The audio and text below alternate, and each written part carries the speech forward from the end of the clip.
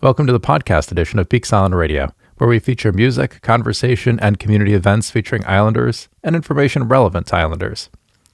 If you have kids who are in Portland Public Schools, you know that Maine is trying to bring focus to Wabanaki studies, something that schools across Maine and even across the country have neglected for decades.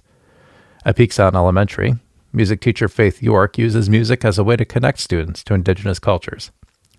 Though my guest today, Adrian Sutherland, is not Wabanaki, he is a First Nations musician from Canada.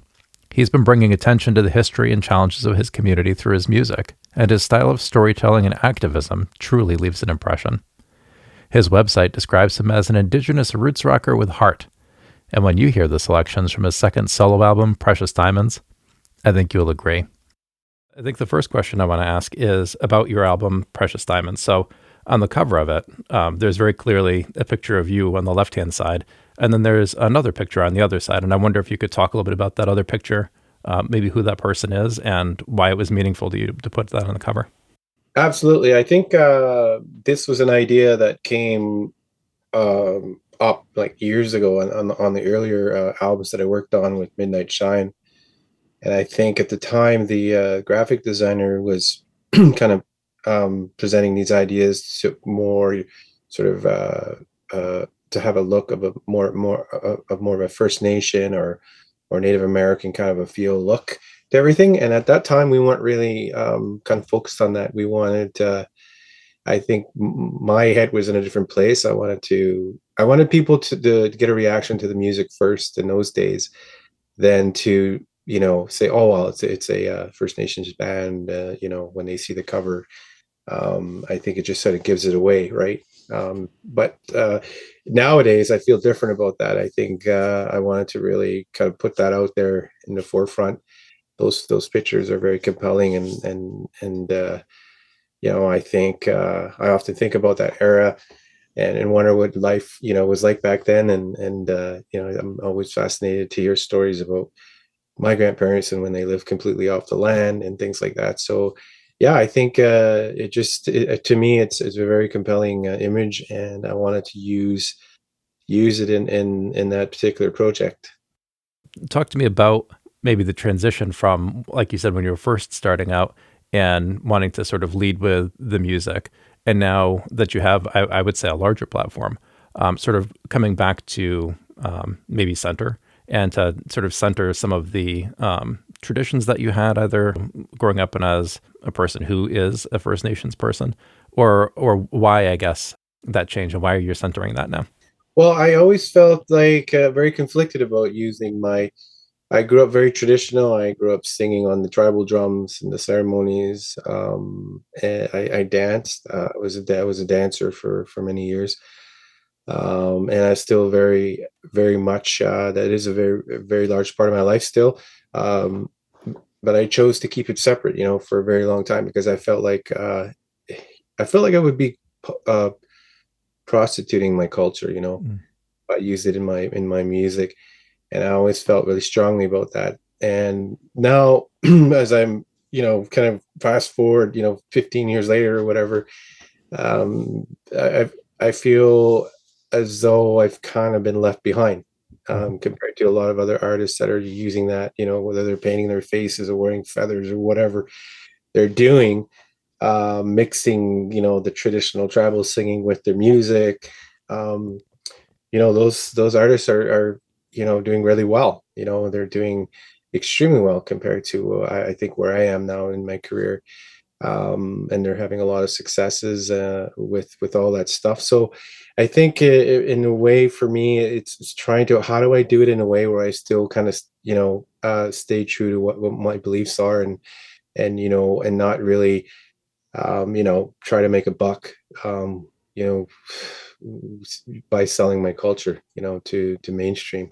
So it's a tricky balance, I think, and but I certainly have a lot to offer. I speak fluently in my language. I grew up English as a second language for me, so I've only just started to sing in my language, believe it or not, after 5 albums.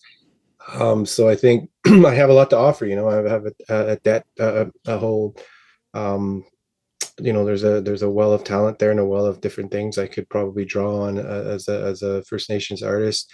So I think, yeah, it's just doing it in a way that's very um I guess classy, or I don't know how to describe it.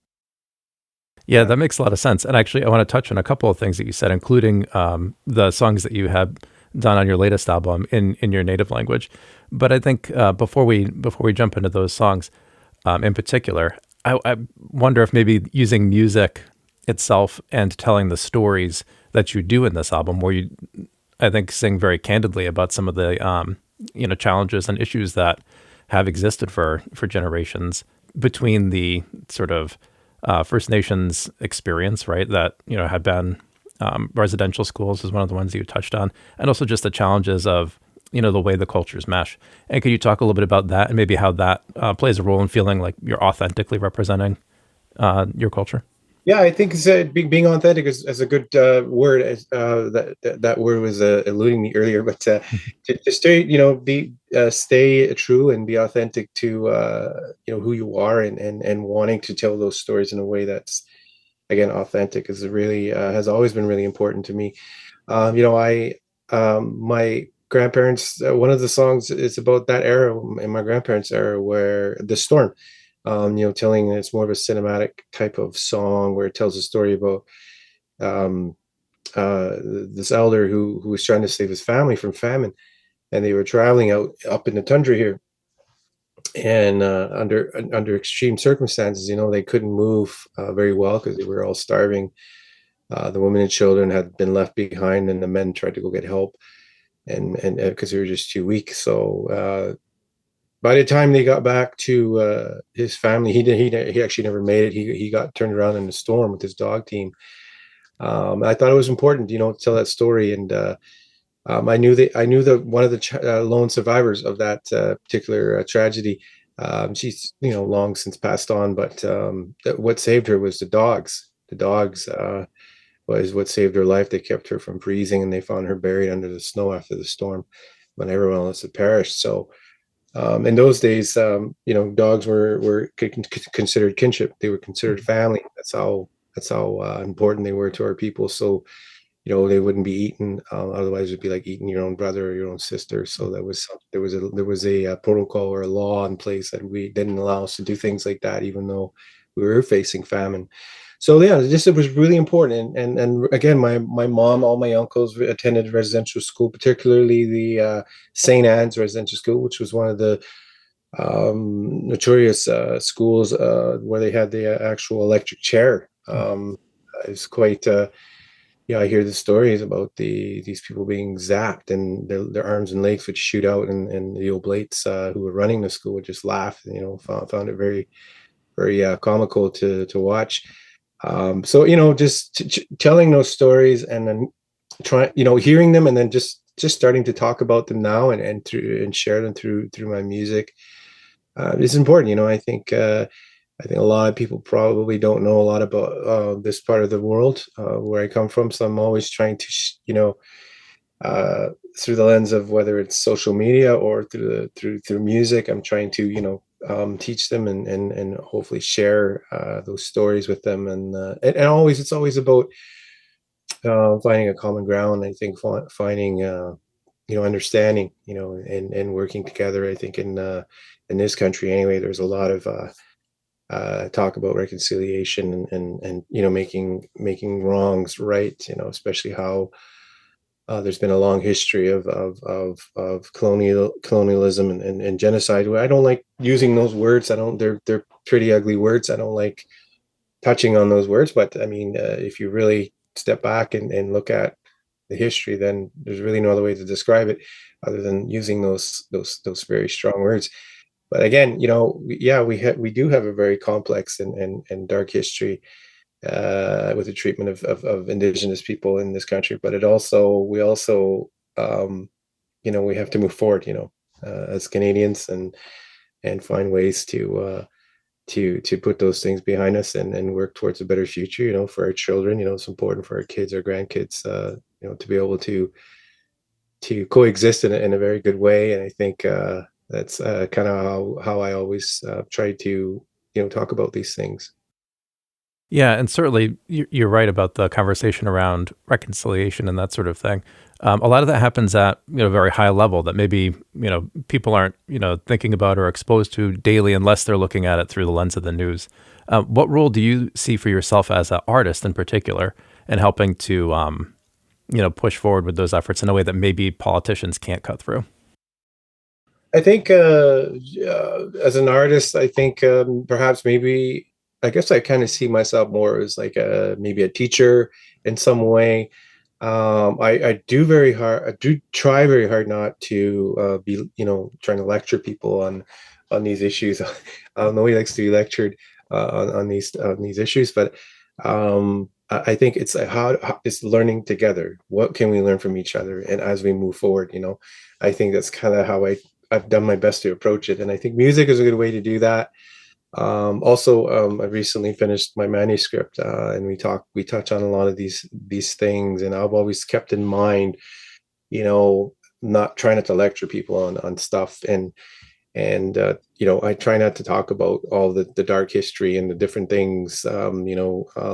It's a different take on it, a whole different take on an Indigenous person in this country, and growing up in a small, remote, flying village in Canada's far north, and what that was like. So it's something I'm pretty excited about, and I'm very fortunate to be able to tell those stories. Yeah, and that is super exciting that you've got a book in progress too.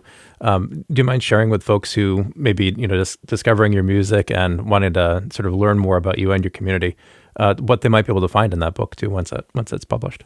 Absolutely. My background is I'm Cree. I'm from the Cree tribe. It's one of the largest tribes. Also have the European lineage, French Canadian, French Canadian, and also a Scottish. And my paternal my father was also Jewish, so I have quite a unusual mix. Um, and I grew up here hunting and with my grandparents and my family. It's a very small, tiny village. We have about we'll say about 2,000 people that live here, which is one of the larger communities up here. Very much grew up hunter gatherer. Like, we spend lots of time out there. Today's we still do as much as we can, but things have changed. Think times are changing, and people living on the land, it's not easy. So I think people have the option to be able to do other things, like work a regular job, and shop at the local grocery store if they eat food. So yeah, I mean, it's talking about growing up without any running water, what it was like to collect water sources, what those look like, what kind of tools we use to collect water. Just going through that whole process, and it was interesting because you don't really think about all of that deeply until you start getting into it, and then you start really kind of describing what that was like. And in some ways it's funny, and in other ways it's kind of like, wow, you used a cup to fill an entire 45-gallon drum in the winter. Wow. That's kind of it doesn't seem like it's very efficient, but but just those things. I think it was fun to be able to really touch on that, and a broad range of other things. Like, we talked about, we were able to talk about hunting. What life looks like through the lens of down the scope of a rifle. A rifle is it could be seen as a tool for destruction and death and things, but it could also be seen as an instrument for love, and perpetuating life for your family and your loved ones. So just those kinds of perceptions on those things. Yeah, it was really fun to really explore some of those things, and talk about it, and of course in a way that we're always kind of learning alongside each other, and talking about those things. So That sounds fascinating. It sounds like it'll be a great read. I wonder, when you're thinking about sort of your own personal past and growing up in that fashion, and then for me, my mind jumps to what was it like for you to maybe be exposed to, rock, blues, that sort of music that you play now, and what those moments were like when you first were thinking like, gee, maybe I would, be a rock musician, for example, and what that dichotomy might look like. Well, first of all, I mean, people up here are very musical. I grew up around it. They had a lot of cover bands. My uncles and my mom played. Everybody seemed to play the guitar and or some instrument of some sort. Um, and so I was around it. But I don't think anyone ever. I'm not sure how anyone ever saw themselves as being these big rock stars or going beyond the spruce tree line up here and then making it in the and then the first time I actually saw a music video, I might have been about 8 years old or something, and I would just remember just completely. I remember it very clearly, and I remember just being just amazed. I thought, wow, and it was Bryan Adams' "Run to You." That's what came on the TV, and we had like 3 channels. We didn't have a lot of options to, but that we had access to the I don't know if it's much music video hits or the MTV. I can't remember, but that was my first real lens into like, wow, like this is really cool. And I kind of been always fascinated with it after that point. And then it wasn't until I got much older, into my teens, and I started to really dabble with music and write music, play guitar. Just I did drums in high school. I played percussion and just a bunch of different things. And I really went through a hip hop phase as when I was younger, and then the heavy metal phase and country, and just kind of a bunch of different things. But one thing that I really remember too, and I really enjoyed, and I think a lot of it comes out in my music, the influences that we have. I think early on in our lives with music, for me, it was like we had the jukebox here, the local art. We had a little arcade with a few arcade games, and we had pool tables. So anyway, yeah, Tom Petty, Bruce Springsteen, CCR, a lot of that stuff came on the radio. Cyndi Lauper, where those are some of the things that on the jukebox, and we went out to really play those songs every night and over and over and over, and just went out there mostly just to play the great music. So.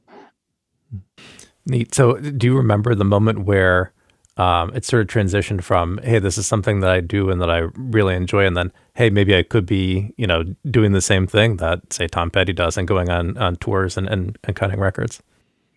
Well, I've always done the music, and I think a lot of people encourage me, take it. You should you're really good. You should think about doing music. Like as a professional. And I was like, yeah, whatever. And I love music. I've always loved music, and I played, did a bunch of stuff in bars, and as a solo guy, played in cover bands, and then I started writing my own original stuff. And then at that point, no one wanted to play with me when I had my original music. So it was a bit of a solo run for quite a while, and then I had some money to make a record, and people encouraged me to do that, so I did.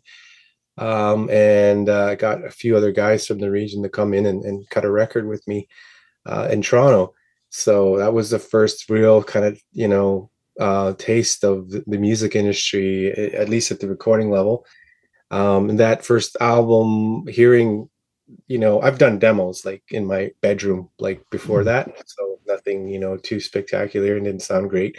And there's some basic editing skills. But those demos, were able to become, songs later on. And they made it on some of the songs made it on that record.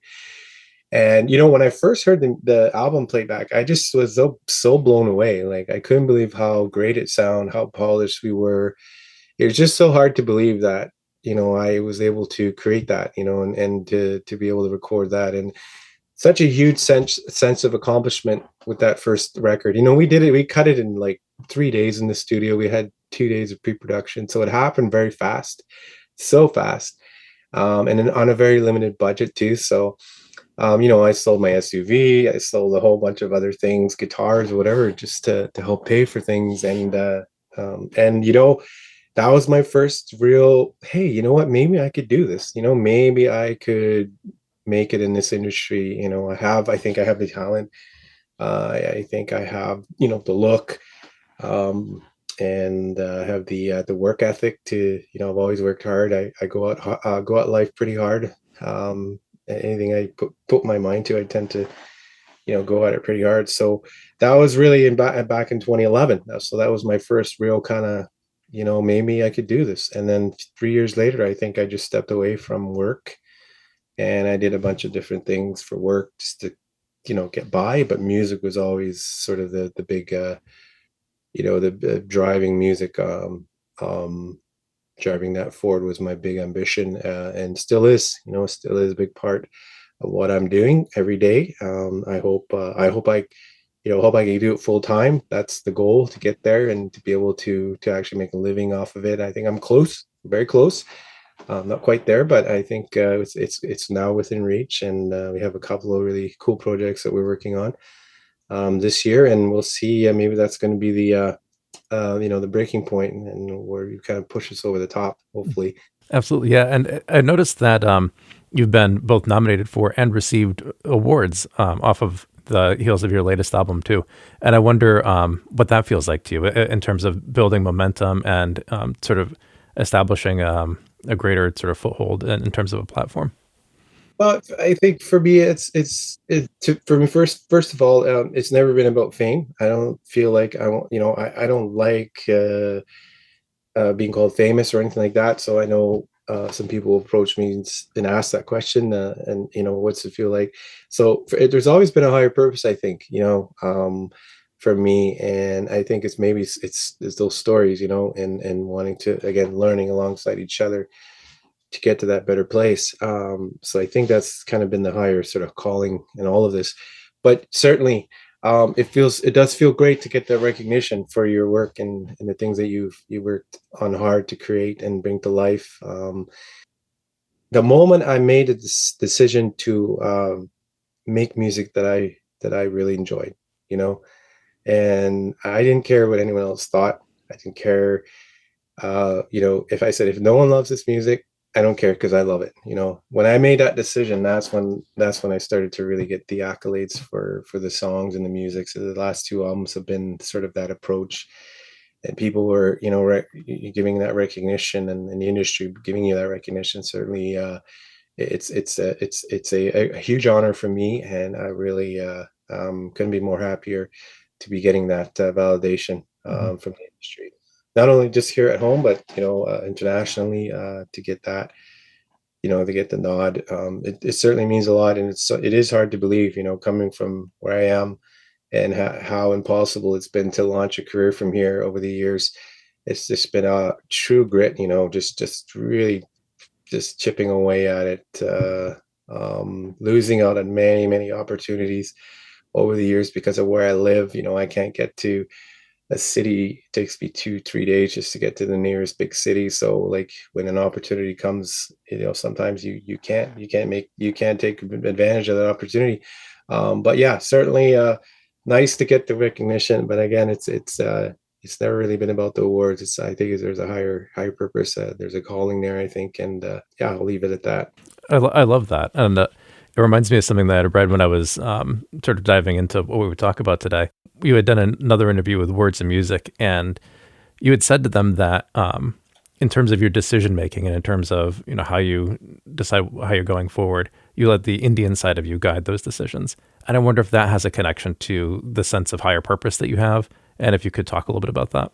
Yeah, I mean, my grandparents always told me to be humble, and we're not to hold myself higher above others, and so I've always kind of kept that in the back of my mind, and I've always tried to be accessible to people, because I know what it feels like to get shut out by certain people in the industry, or certain doors get slammed in your face, and how that could feel. It's hurtful sometimes, and I think I certainly don't want to be that person. Yeah, I mean, you can obviously you can't accommodate everyone and everything that comes your way, but you certainly do your best to put your energy towards where it's most important, I think, and giving back to the communities, and making yourself accessible to young people, and trying to instill hope in them. And I think yeah, I think it comes from my Cree side, my Cree values, um, trying to keep myself grounded, and never putting myself above others. That's something that's always been really important for me to apply, in everything that I'm doing. The Indian side or the Cree side is always, I think, something I can turn to when I need to, and that goes to your earlier comment that you made, that you live in two worlds, right? When you go out into the land, in some ways you're kind of stepping back into the past in some small way. I mean, obviously you're not completely separating yourself from this modern world that we live in. You're using uh, snowmobiles now. We're not traveling on dog sled anymore and stuff like that. You're using very modern equipment, and even to navigate now, like we used to use the land and the stars and things like that. Landmarks, when we first went out, we were young men, we still use those, but now it's with the technology nowadays, you could travel through a storm and be guided with a GPS or whatever. But yeah, it's important for me to stay true to that. In the music and in my professional work, I could turn to that side and feel like, especially if I'm going to make a decision, if of course you still need all the proper information in front of you to make the right decision, but sometimes it's about feel. Sometimes it's about a gut feeling, and being able to draw on that side is certainly hasn't led me astray yet. That sort of ties into what you had said before about um, getting the sort of recognition now that you have sort of, decided like I'm going, all in with being, true to yourself and true to the songs that you want to make, regardless of whether people will like them or not. Yeah, absolutely. I also noticed on your website and on social media, one of the things that you do is you do like a Cree word of the week. And I'm wondering what was the sort of impetus behind that? And then what's the response been like too? Yeah, the response has been really great. I think for me, it's about preserving our language. I think that's what's driving all that. And as a speaker, I think because of the language and elders that are passing away so quickly, as a speaker now, I think it's so important for us to be thinking about that always. How could we help preserve our language, and for younger generations, or even people that are just reconnecting with their language and wanting to learn it, because there's so many people out there that have lost connection with their tribes, that lost connection with their language and their beliefs and their traditions. So it's hard, to see those people trying to reconnect, and sometimes it doesn't go so well, or they're feeling like overwhelmed about the amount of language, perhaps maybe that they need to learn, just to feel like they're sort of gaining their identity back, I guess, in some way. So yeah, that's kind of what's driving me, is to put out a Cree word of the week out on the socials, is for those ones that are reconnecting and trying to learn the language, and also just trying to do my part as a speaker to keep the language alive. And one of the ways that you've done that too, and we touched on this a little bit before, is now having entire songs sung in Cree as well. And I'm hoping you could talk a little bit about the meaning in those two songs, because I find them to be really great songs. And I find myself listening to them actually as much, if not more, than some of the English songs on the album. Yep. Even though I don't know what the meaning behind it is. I'm hoping you could talk a little bit about the meaning, and then a little bit about the reaction that you've heard from other folks too about those two songs. Absolutely, yeah. No, we'll start with Notawi, which means my father. It's a song about the loss of somebody's father in particular. I think it's just, I tried to approach it like sort of generally speaking, somebody who may lose a parent. And at my age, I think now most of the people that are my age I know are starting to lose parents. This is part of life, but it could be very, very tough, for to lose a parent and a close loved one. So I think yeah, I lost my father when I was a young boy, so it's a different kind of loss, than probably somebody who's spent their entire life with their parents, and they lose them much later. So it's a different kind of loss. But I just remember seeing close friends of mine lose their father, and I spent spending time with them out on the land and seeing how it has an impact on them. Um, so I was just kind of honoring those people, and the message in those in that song in particular is, even though we grieve for somebody that we love, I think it's important for us to continue to wake up every day and live our lives, live our lives to the best of our abilities, and that's kind of the main message of that song. And also, for me, I see my when I talk to my boys, about different things, it's like I see my father, in their eyes every time I speak to them. So, and the things I remember about my father, come out when I look at my boys and stuff. So stuff like that. In some ways, you know, it gives me comfort, to know that his legacy lives on, and will continue to live on. Yeah, so that particular song, No Dawi, is a bit of a heavy song, but it's also you probably feel the emotion in that song, even though you don't know the language. Mhm. I did provide a translation for people, but I don't even think we put it out on Facebook yet, um, because it's tricky in the language. There's no words to explain in English sometimes, Mhm. and in English is sometimes no word to explain in my language. So it's you kind of have to play around a little bit with the interpretation to make it make sense. Here's a brief sample of Natawi. You can find the link to Sutherland's website in the show notes to listen and purchase the full album.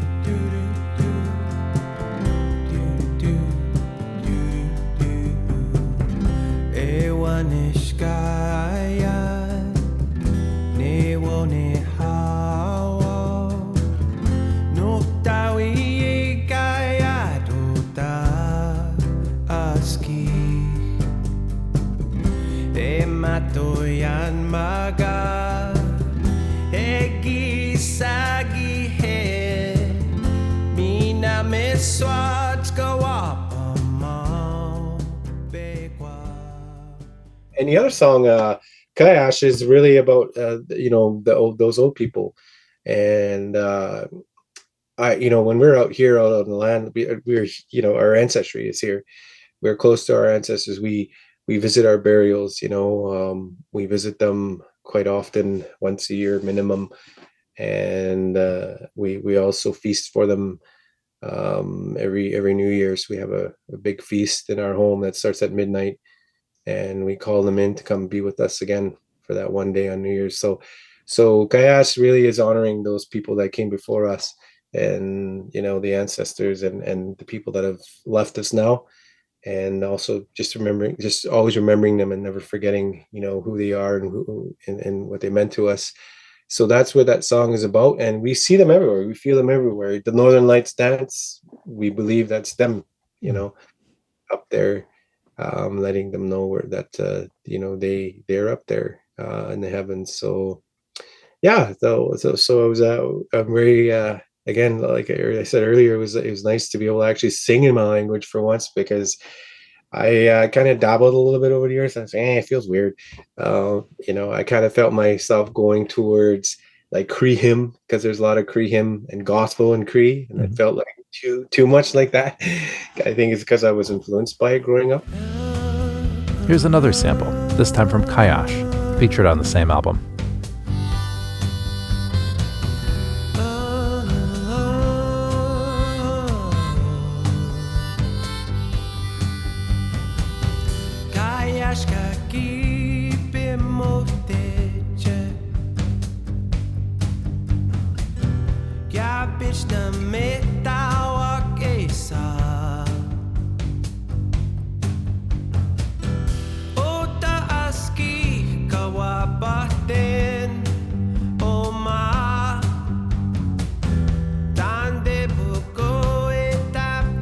Put a little bit of kind of gospel Cree hymn and Kayash, just to kind of, kind of reminds me of growing up at, grandma's house, and we used to hear this, played every morning, because we used to play Cree hymn in the morning before we went to school, and they'd be speaking in tongues and saying, the Lord's Prayer, and they would be doing the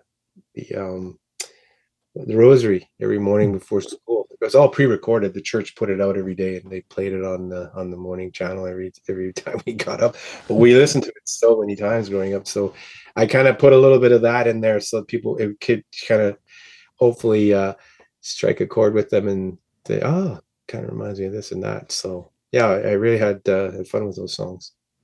That's great. Yeah, and I just love hearing about the depth in there too, and the way that you had thought about it, including with, adding those sort of call outs to the hymns that folks would know too. That's a really great perspective and story. But I wanted to also talk about My Rebel Spirit a little bit. So that's another song that I really enjoy on your album.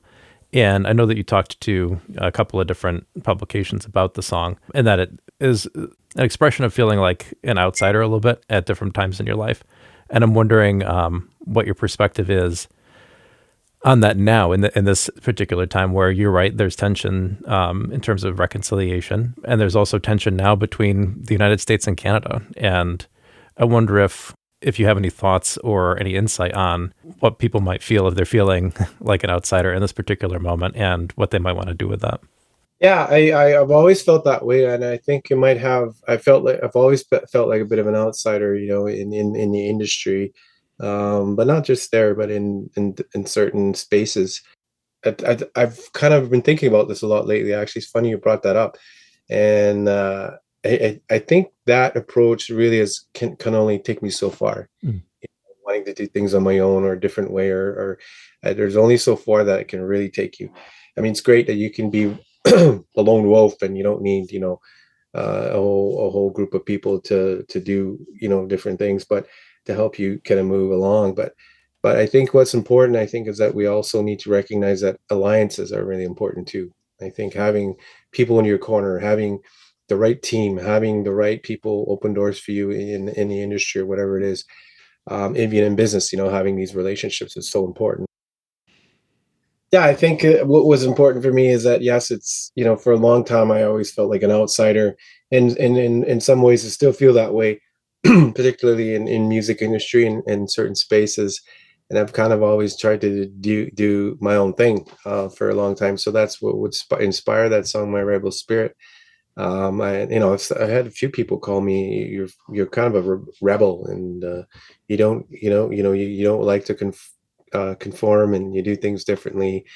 Um, and I yeah, and they were pretty accurate, I think, in that description of how I've done things, certain things anyway. But I was saying that I think I'm learning that I think that kind of approach can only take somebody so far in life. I think it's good to have that sort of a skill set, but it's also important to have those alliances, right? And forming those important alliances. And with everything going on right now in the world, particularly, we know we are seeing what's going on in the world of politics. It's a strange time. It's having an impact on us up here too, Mhm. where we live.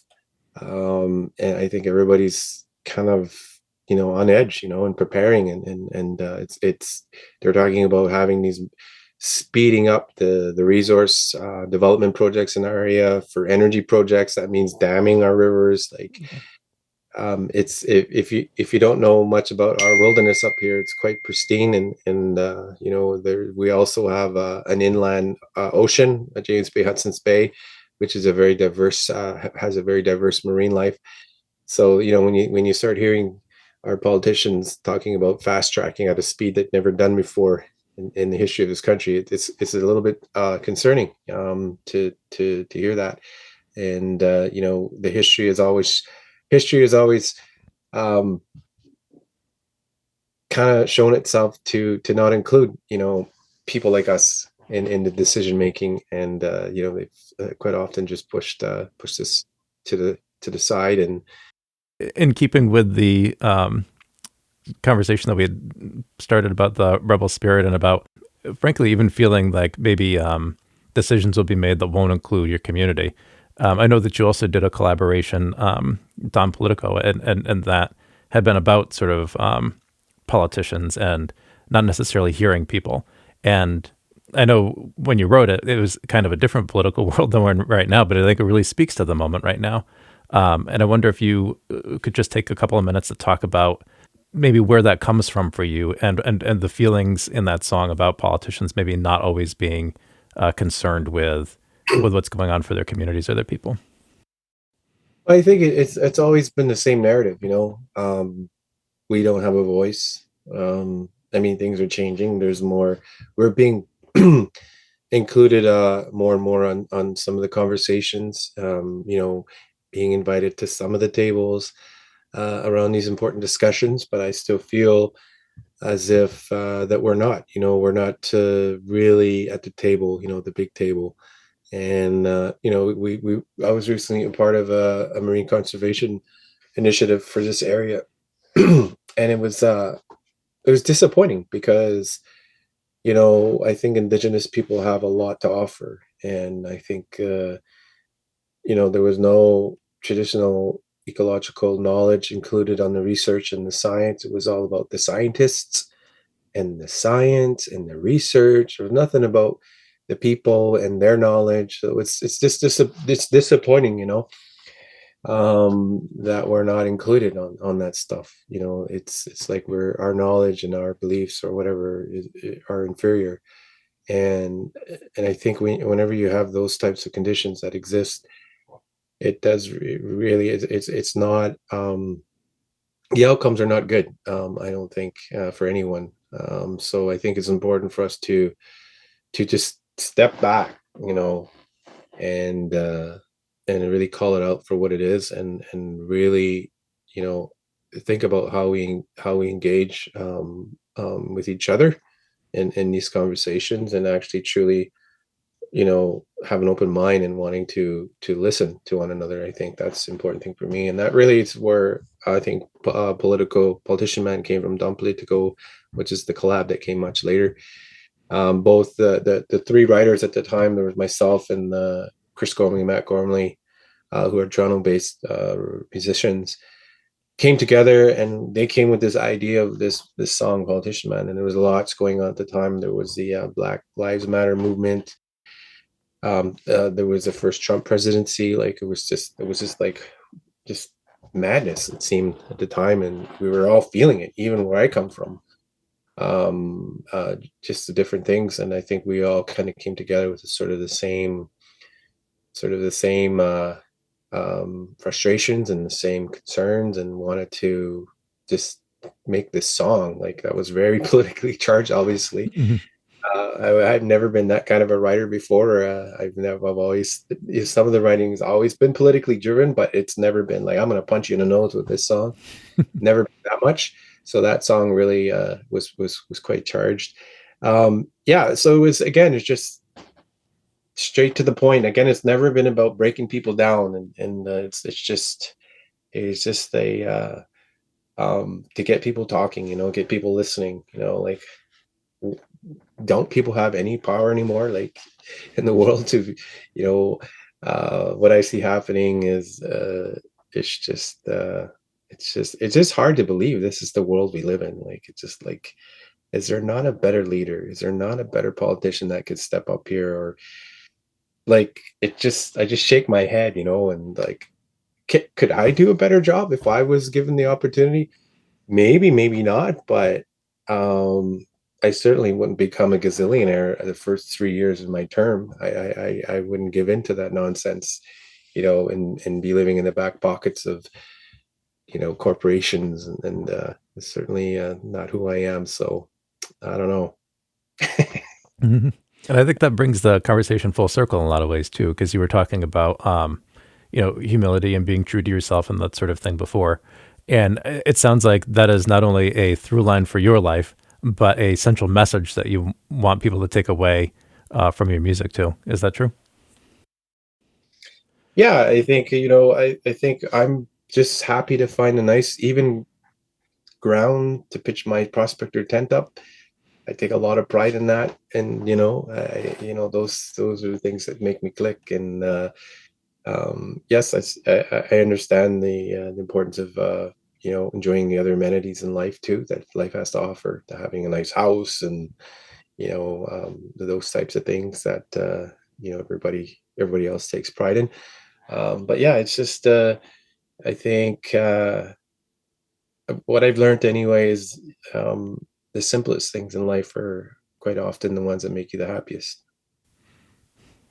Yeah, absolutely. And it would be good if I think more people realized that at this time. So final question for me, and then I'd love to hear anything else that you want to share. We've obviously been talking about the sort of tense political world that we're living in. You're in Canada, you're in Upper Canada. I'm in Upper United States and Maine. And a lot of the folks that'll be listening to this are in the United States too, and may not be really comfortable with what's going on, with the tensions that are developing between the Canada and the U.S. At the moment. We hear a lot from politicians going back and forth with each other. And I wonder if you just had any messages, somebody who is not one of those politicians, decision makers, about that relationship right now and sort of where things are for everyday folks, right? For people like you, people like me, who are not sort of caught up in the geopolitical piece, but feeling the ramifications of it. Well, it's hard not to be caught up in the political the political jousting that's going on, and I think it has an impact on everybody, no matter where you're from and where you live. It has some kind of impact on us all, and it's worrisome. It's worrisome to see how things are playing out and what the outcomes are going to be. It's very difficult to know, I think, for anybody and to predict. But I think if we just kind of just look at our humanity, and just remember that, we are really not that different. I think certainly as Canadians and Americans go, Indigenous people and white people or Black or Chinese, I don't think we're really that different. I think we're all the same.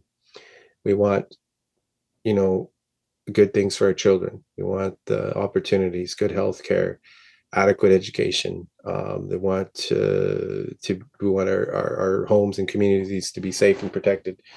So I think when you look at the humanity of it all, I think we're really, really, really, really not that different. And I think that's what's important for us to remember, is to be always thinking, of those ones that are going to come after us, and to honor those ones that came before us, as well. That's very wise. Anything else that you'd like to share with folks that I haven't asked you about or we haven't talked about? Nothing I could really think of. Just I did talk a little bit about the book that's going to be coming out this year. We're also going to be, I don't know if I want to share this right now, but there's also going to be, I will give you a little hint. There is going to be something that will follow alongside the book that does involve music. That's all I'm going to say. Great. I'm very intrigued. All right, super. Thank you so much. This has been a delightful conversation. I've had a really great time talking to you and getting to know a little bit more about the person behind the music, and we'll be spinning your record for sure on Peak Sound Radio. Thank you, Chris. I really appreciate it. It was a really fun interview. Good talking to you. Thanks for listening to this conversation. I hope you enjoyed it, and even more, I hope that you learned something from it. Please head to adriansutherlandmusic.com to support Adrian's work and grab a copy of his album. If you tune to Peak Sound Radio, you'll hear his tracks during my shows over the next several months. For more information on how you can follow the show, check out the links in the show notes. Thank you.